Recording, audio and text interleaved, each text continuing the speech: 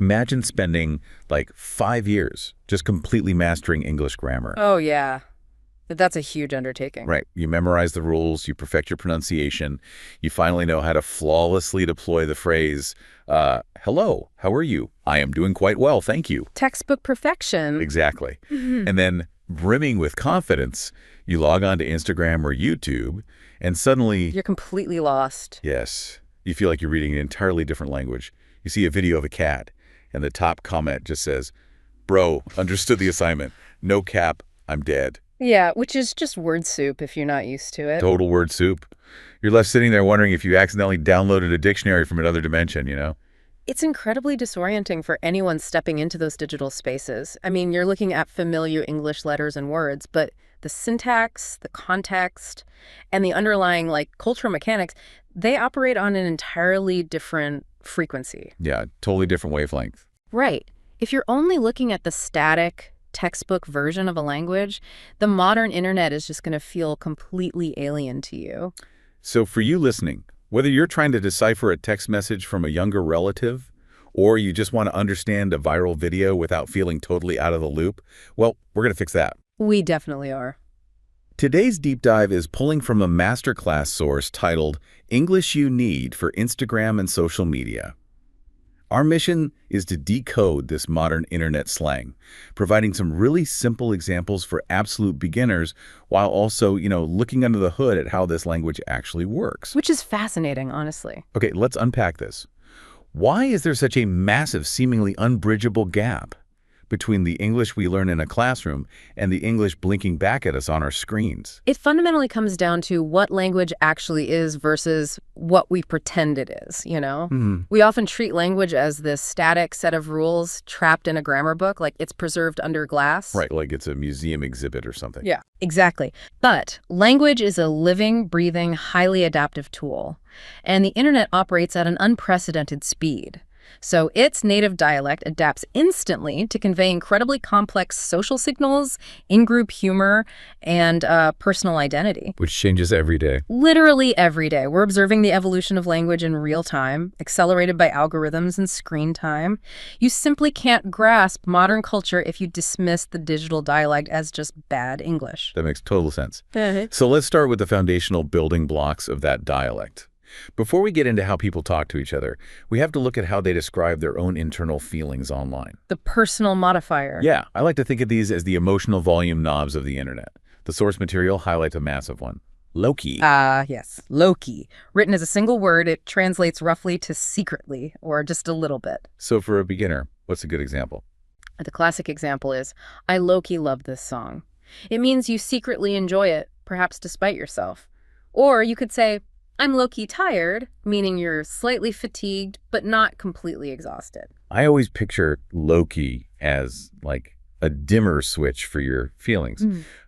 You're expressing a thought without fully committing to the consequences of that thought. That's a great way to put it. Yeah, you crack the door open to an opinion rather than kicking the door down. But I have to ask, why the constant need to hedge? Why not just say, I like this song? Well, what's fascinating here is how that reveals the psychological pressure of the internet. When you post an opinion online, it's permanent and it's public. The receipts are always there. Exactly. It invites immediate judgment from a global audience. So saying low-key is a protective mechanism. If you say you low-key, like a polarizing movie, and the comment section attacks you for it, well, you have built-in plausible deniability. Because you only low-key liked it. Right. It lowers the stakes of human interaction in an environment where the stakes often feel artificially high. That is so interesting. And it makes the opposite term, high-key, feel incredibly vulnerable. Oh, entirely. Because if low-key is the dimmer switch turned down, high-key is ripping the knob off and flooding the room with light. It means openly, strongly, or unapologetically. It's a perfect contrast. Like, I high-key want pizza right now. You're bypassing subtlety entirely. It's a broadcast of pure, unedited desire or opinion. So that's the volume of our feelings. Let's look at how people express truth. This brings us to a phrase that is absolutely everywhere right now. No cap. Yes, no cap. The source explains that no cap translates to no lie or honestly. So for an absolute beginner, an example would be, this is the best coffee ever, no cap, meaning I am completely serious. Exactly. But I have to push back on this one. Why invent a phrase like no cap when you could just say honestly or seriously. I mean, it takes the exact same amount of syllables. It doesn't save any time at all. And this raises an important question about the utility of slang. Slang is rarely just about efficiency. It's primarily about signaling in-group belonging. Okay, signaling. Yeah. Saying a no cap doesn't just communicate that you're telling the truth. It communicates that you're telling the truth in the shared cultural dialect of the internet. Oh, see. It signals to the reader that you're plugged in. You understand the modern cultural landscape. It's basically a linguistic secret handshake. The secret handshake. I love that. And when you want to praise someone in that same shared dialect, the source points us to the word slay. Slay, yes. As a beginner, if you see someone comment slay on a photo, it means they're telling that person they did an amazing job. Like, girl, you slayed that outfit, meaning you looked absolutely incredible. But notice how aggressive the origin of that word is.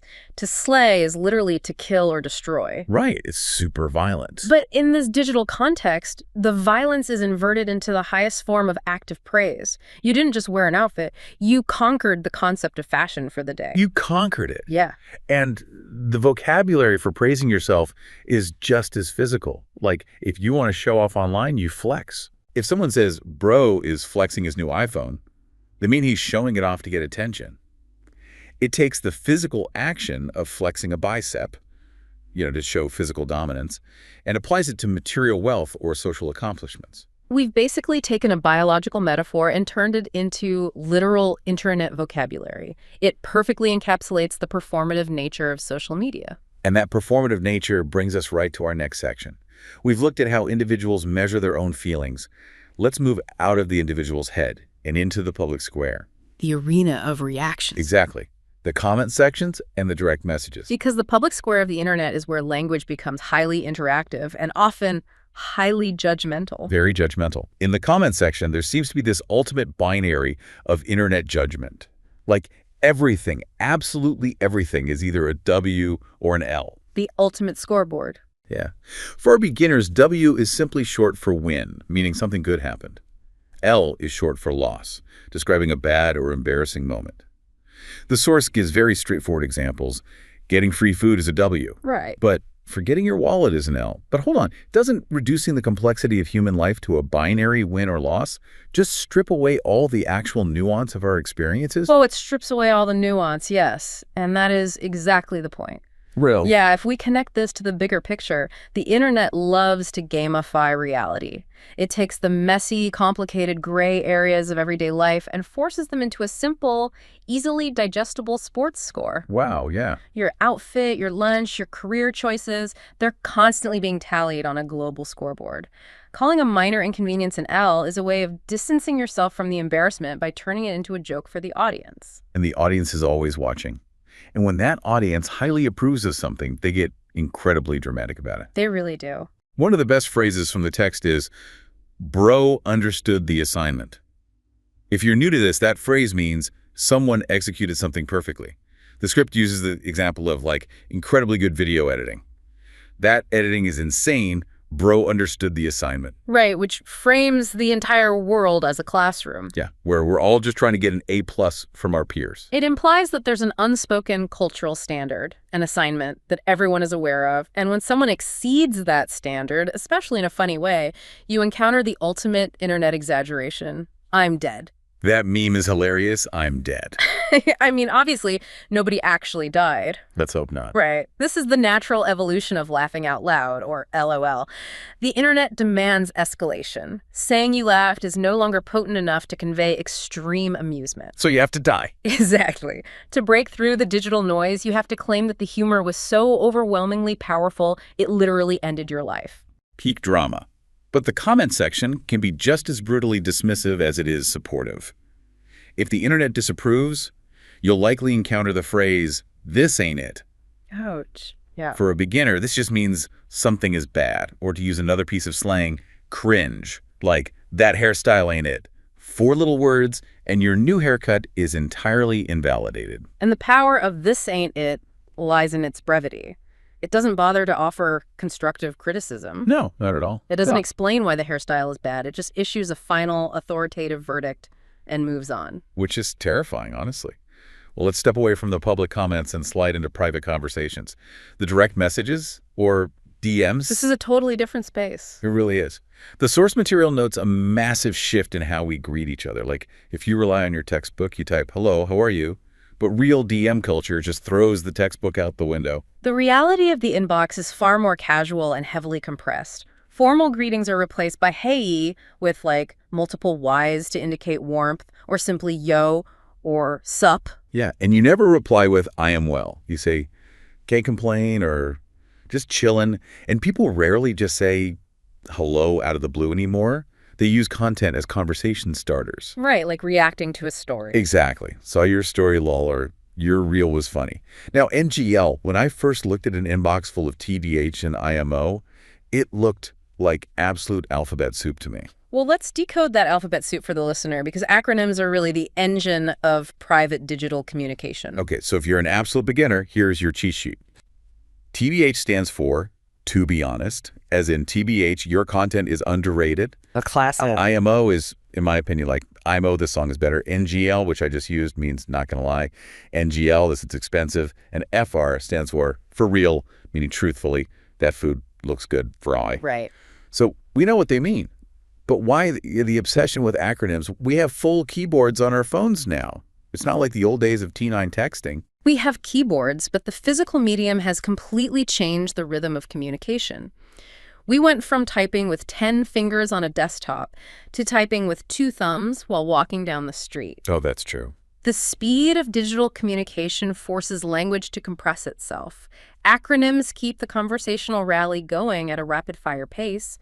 If you take the time to type out, to be honest with you, the moment might have already passed. It's linguistic efficiency born from thumb fatigue. I get that.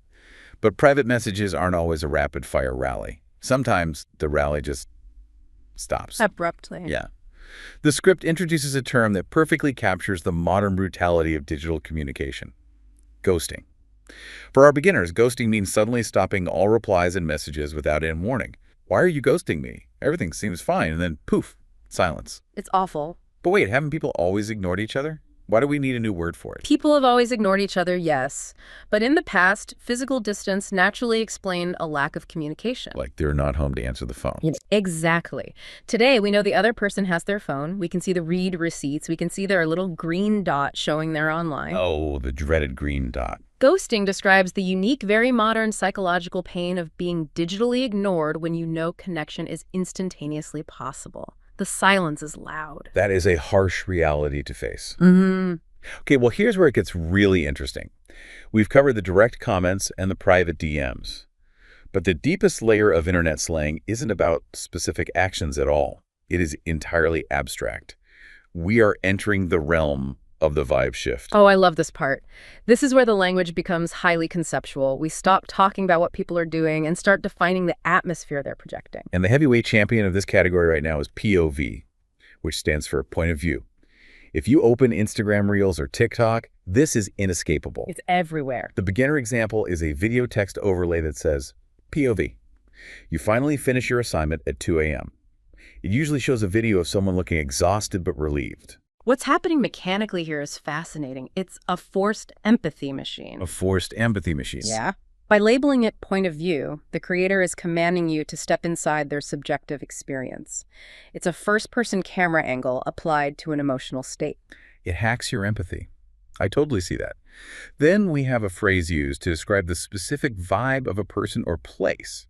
It's giving. The example is, it's giving rich lifestyle, meaning it projects the exact atmosphere of wealth. Yes. I love this phrase because I realize it functions exactly like a wine sommelier's tasting notes. Oh, how so? Well, a sommelier sips wine and says, this is giving notes of oak and blackberry. On the internet, you look at a friend's oversized sunglasses and say, it's giving 1990s pop star. Yeah. You're trying to capture an intangible essence. That is a brilliant analogy. You're diagnosing an aesthetic. And this obsession with capturing an essence extends to how people measure their own social weight, too. The masterclass highlights the phrase, main character energy. Yes. For our beginners, main character energy describes someone with a confident, self-assured, almost cinematic vibe. The classic example is walking in the rain with your headphones on. Staring dramatically out a bus window. Exactly. Yeah. But I have to wonder, isn't main character energy just a polite way of describing extreme narcissism. It walks a very fine line, honestly. If we look closely, it reveals the psychological panopticon of social media. The panopticon. Yeah, the internet encourages every single user to view themselves as the star actor in a movie that everyone else is watching.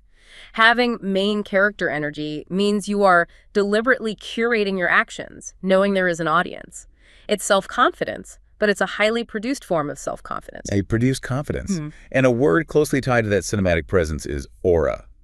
Aura describes someone's powerful, unseen energy. Like, that guy has powerful aura. It sounds almost mystical. It does. Like we're evaluating each other's spiritual power levels. Yeah. But of course, the internet is quick to humble you.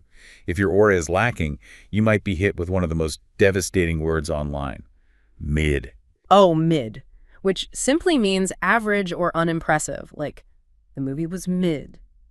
But why is mid such a devastating insult? It doesn't even say you're terrible. It just says you're okay. Because in the attention economy of the internet, being terrible still gets you noticed. Being terrible goes viral. That's true. Being mid, being completely average and forgettable, is the ultimate failure. It means you failed to generate an emotional reaction. You are invisible. That is deeply bleak.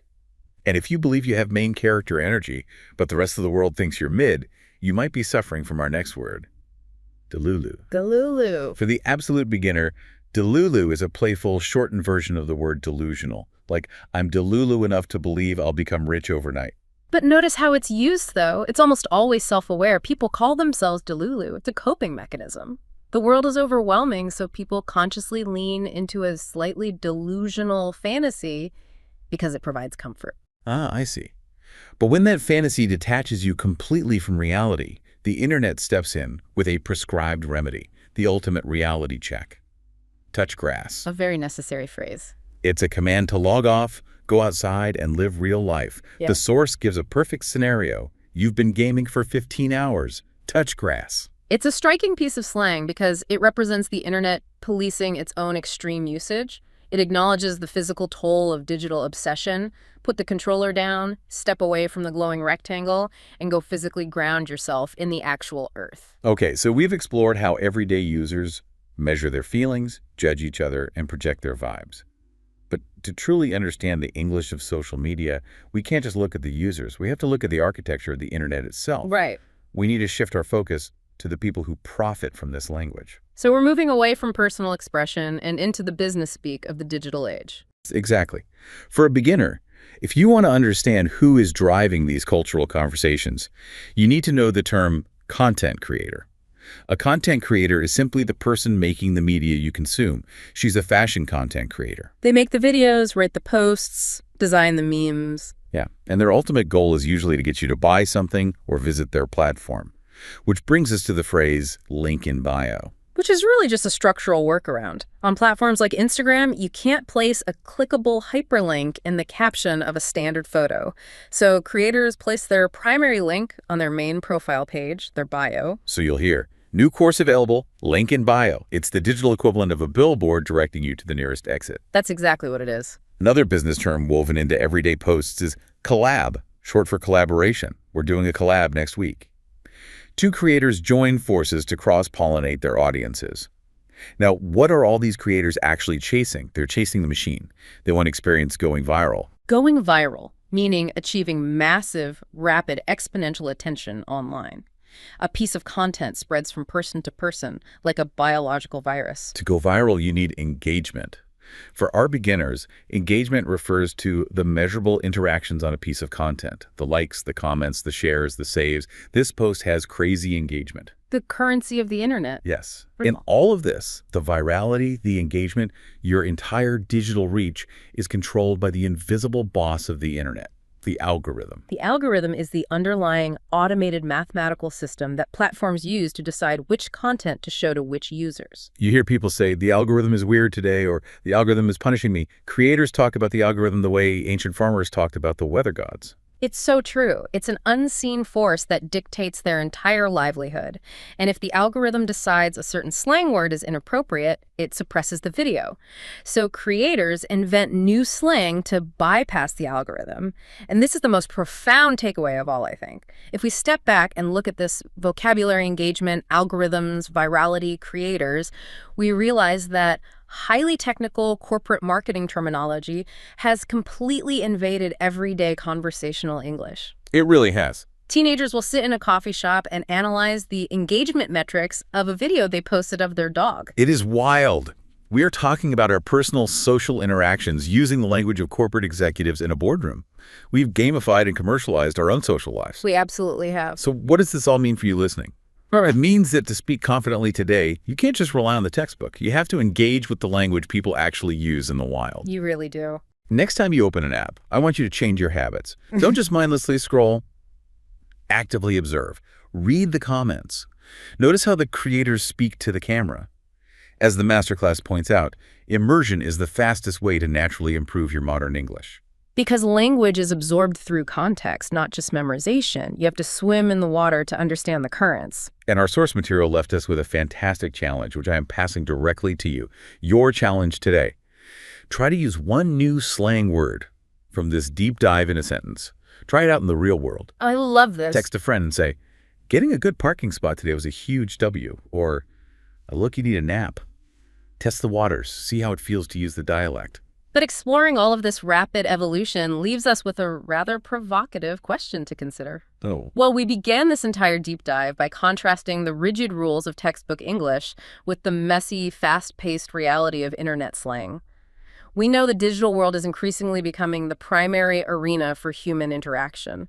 But we also know that artificial intelligence and large language models are currently training themselves on billions of these internet comments, DMs, and viral posts. Oh, of course. They're reading everything. They're learning our slang. So 50 years from now, will the dynamic flip? Will artificial intelligence begin generating entirely new slang, optimizing it for algorithmic engagement, and trickling it down for humans to adopt? Oh, wow. Will the textbook English of the future be a dialect entirely invented by machines, designed to hack our human empathy? Who will be the ultimate creators of language when the internet officially becomes smarter than the users? That is, wow. That is a low-key, terrifying, but high-key, fascinating thought to leave you with. Something to definitely chew on next time you check your DMs.